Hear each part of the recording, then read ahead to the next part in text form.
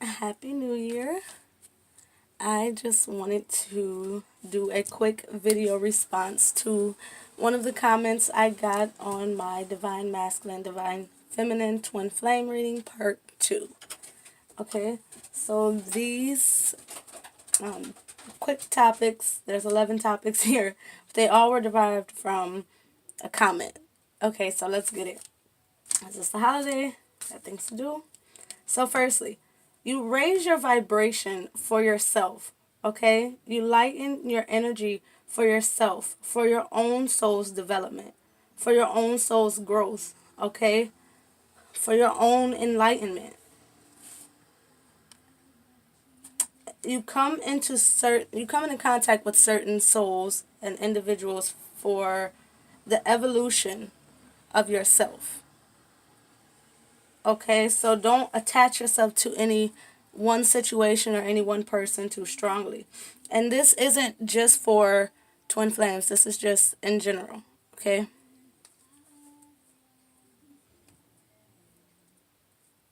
Your twin flame will awaken passion in you, yes. But it is up to you how you apply it and what you apply it to. Okay? Passion is a very powerful energy. To me, passion comes from a creative energy. Just like the suit of wands. Passion, creativity, action. Okay? Don't give your power away. Utilize the passion that's awakened in you and apply it to the things that you've always wanted to do. The you that you are becoming throughout this experience, and use it to pull yourself forward. Don't give your power to somebody else, believing that this person is what gives you your passion or your power or your desire to move forward or better yourself. That's all from you. It just was, you've come into contact with someone who mirrors you. You've seen qualities of yourself in someone else. So don't just apply those attributes to that person, because that is your power. You've attracted this person for a reason. Now, with that being said, you both will have work to do. Okay, moving forward. You have to have a connection with yourself, with the universe, with source, with your spirit team. Through yourself, you have to connect to that those energies through yourself. Okay?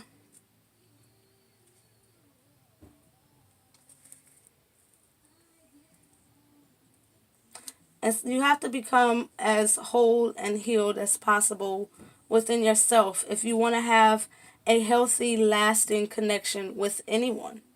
Okay? And it's like, if you don't have a connection with yourself and with spirit, with the universe, with source, then how can you have proper guidance? You know? Then where are you going to pull that guidance from?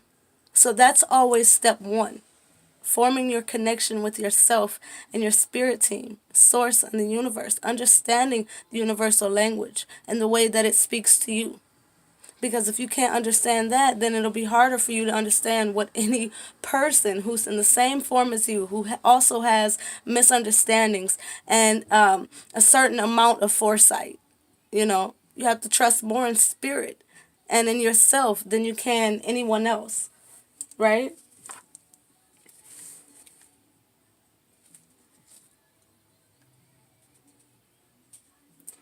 Now, if you're trying to get love with a broken heart or a feeling of a broken heart, then you're only going to attract broken situations. Listen again. If you're broken or you suffer from holding on to past experiences that are leaving you in a lower vibration, because a broken heart is a lower vibration, right?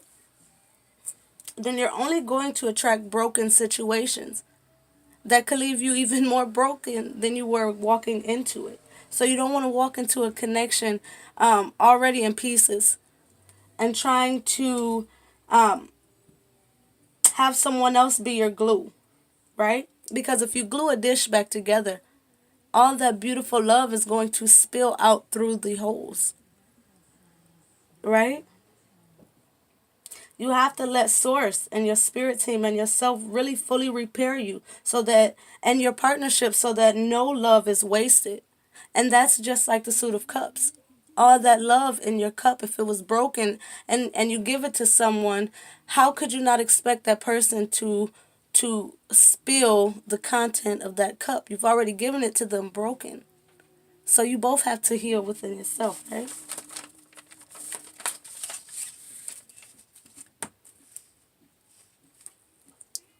When you need healing, you have to be mindful of why you form certain relationships with certain people.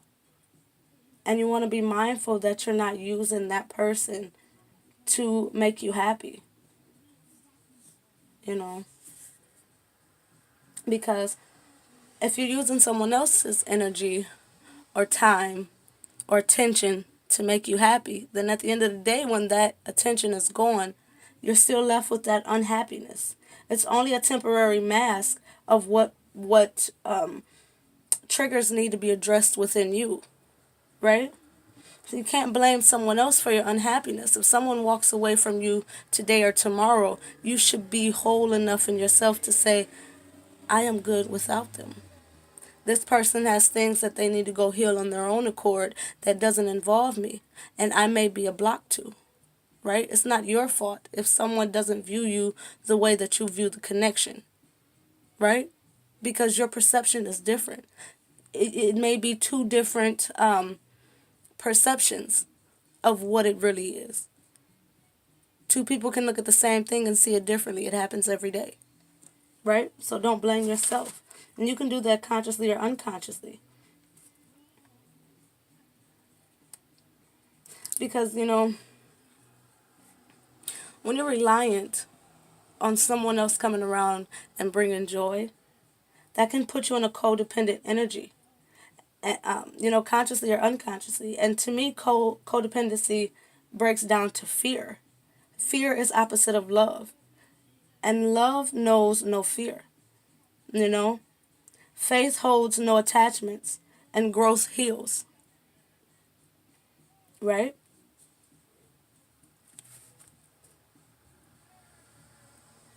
To my next point, if someone isn't investing in the connection, don't take that as something being wrong with you, okay? People do it every day.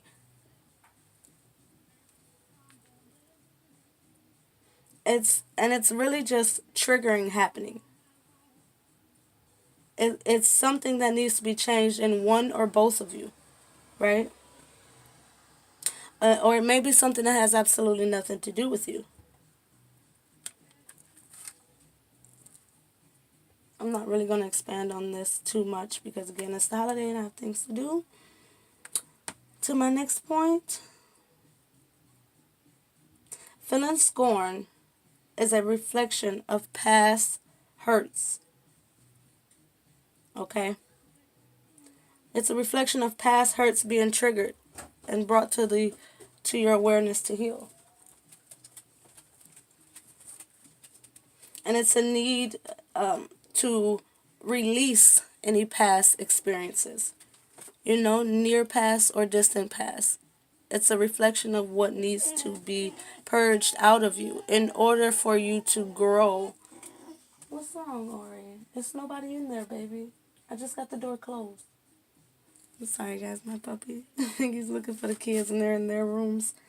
Okay, moving forward. Okay, so feeling scorn is only a form of a lack of forgiveness. It's like you'll only feel scorn if you're holding on to a previous experience rather than the lesson from it, right? Because if you're taking only the lesson, then you hold no resentments, you hold no negative attachment to it. You've accepted the fact that this has come into your awareness for your development, for your growth. Any connection. Recognize why it is attracted to you, because it's always something that's being mirrored back to you. It's always something that's trying to be brought to your awareness. You know, even if you walk past somebody and they just smile to you and nod their head, or a friendly gesture, that could be a sign that you need to lighten your energy. A sign that just simply connecting with people, or changing your facial expression, a smile, a wave, something in a different direction of a lower vibration can help lift you in any moment if you choose positivity or choose happiness over whatever the situation is. Right? Getting off topic. To my next one. This is an important one. It doesn't really matter if any reader is right or wrong, because your story is going to be written the way that you write it, not the way the cards tell it. Something can be predicted to come true, and yet you can change your fate to it. Right? So if you're in a vibration where you don't believe, say something positive is coming through in your reading, or reading you felt drawn to, but you're dismissing that positive content based on what you can see, based on what you've experienced. You're closing that door to that opportunity. You're essentially telling the universe, no, I would not like to experience that. That can't be for me. Right? You're giving that experience to somebody else when you were attracted to that reading for a reason. Even if it was only to show you that positivity is an option in your path. Right? Good outcomes is possible in your path. You have to believe it to see it. You have to keep in mind free will. You have to keep in mind that you are a co-creator. Divine intervention and divine timing. You're not going through this process of life alone. Trust me. To my next one. You don't have to make anyone understand the connection. Okay? Understanding must come through self. Through the connection to your spirit team. Through the connection to the universe, to source, to your higher self. You can't make someone understand something if they're not aligned with that vibration yet. You could have been the reason that, or the person that's come in and meant to spark that. And if you believe in the concept of the twin flame concept, then you know that you two are mirrors, right? So if this person doesn't believe something, then to some degree ask yourself, what is it in me that is still in a state of disbelief, right? Because in somewhere in you, even if you're just believing that this person will never get it, you're putting energy towards disbelief, right? So it is said, so it is done.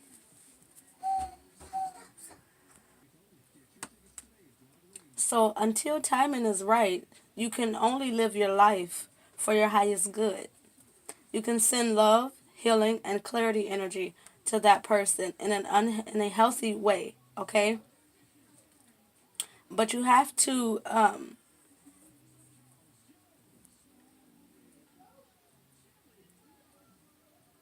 it's like you have to remain free of any unhealthy attachment to the connection or to the outcome. Okay?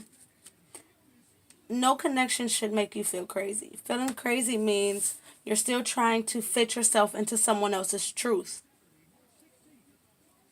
You have to live in your authenticity, in your truth, right?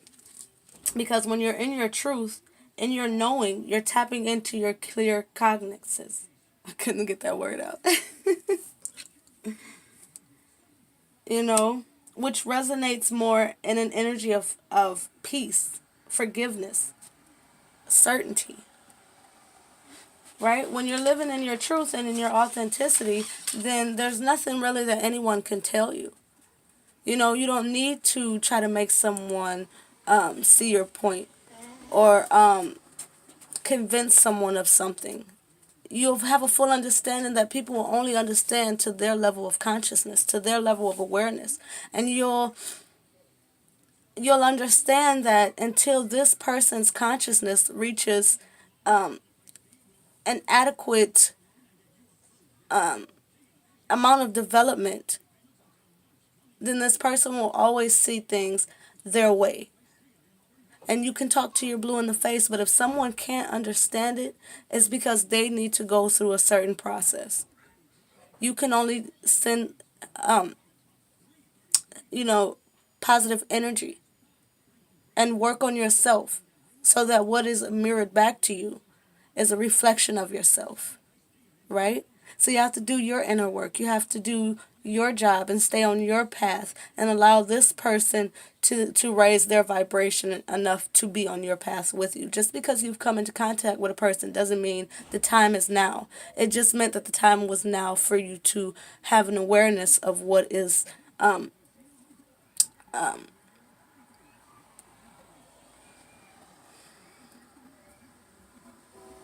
I'm hearing it like awareness of something in regards to you. Like,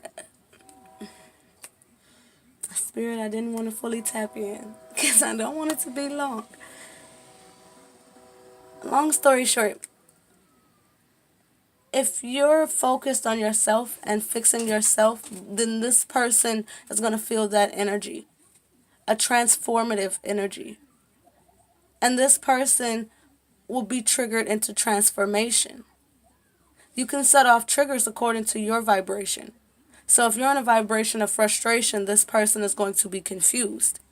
If you're in an energy of doubtfulness, then this person could be in an energy of disbelief, of fear.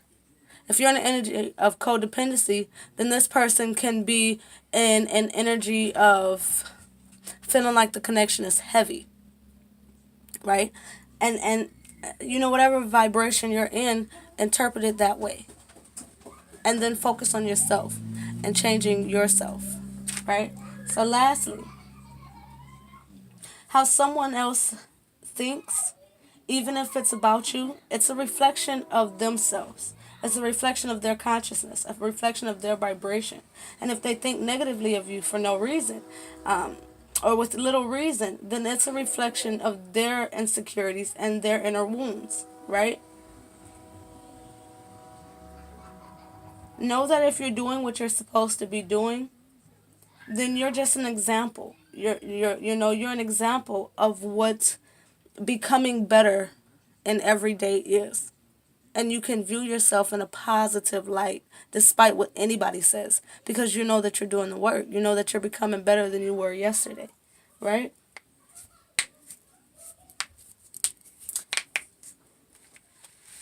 Be understanding and be thankful for the experiences you have. Protect your energy and only welcome in positive energy into your field and into your life. Okay? You can release any experiences that do not serve you. Take the lesson, right? Take the lesson and the blessing. Leave behind the stressing. That was petty. Okay? So live in the moment and don't close yourself off to possibilities. Live in a vibration of endless opportunity, endless success in all that you do, right? So lastly, I just want to touch on one more thing. For the fixed signs,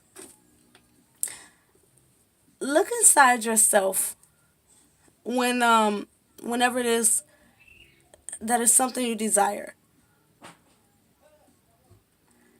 Because you have this ability to get fixated on things or people.